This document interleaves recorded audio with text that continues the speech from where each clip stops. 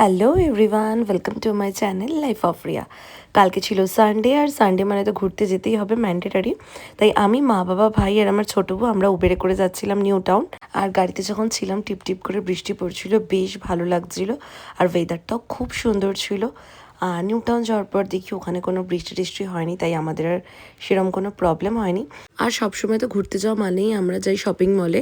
তাই আমি ভেবেছিলাম যে আজকে কোনো মলে টলে যাব না, আজকে নিউ টাউনে স্মার্ট স্ট্রিটে যাব। আর ওয়েদারটা যেহেতু এত ভালো আর এত সুন্দর হাওয়া দিচ্ছিল, তোমরা মানে দেখলে বুঝবে যে এত ভালো হাওয়া দিচ্ছিল, মনে হচ্ছিল যে দীঘার বা পুরীর বিচে বসে আছি। আর যাওয়ার সাথে সাথে আমরা নিয়ে নিয়েছিলাম কফি খাচ্ছিলাম আর অনেক গল্প করছিলাম সবাই মিলে। তারপর আমার বুয়া নিয়েছিল চিকেন টিক্কা কাবাব, আর আমার ভাই ওর জন্য নিয়েছিল বোবাটি। তারপরে আমাদের সবার জন্য অর্ডার করেছিলাম আফগানি চিকেন টিক্কা র্যাপ। আর আমি র্যাপটা খেতে খুবই ভালোবাসি, আমার মনে হয় রোলের থেকে মাচ বেটার। ম্যাক্সিমাম টাইমে তো ফুড কোর্টে গিয়ে খাওয়া হয়, বাট কালকের ওয়েদারটা এত ভালো ছিল, মানে দারুণ লাগছিল আমাদের। তারপরে লাস্টে নিয়ে নিয়েছিলাম ভার্জিন মহিতো।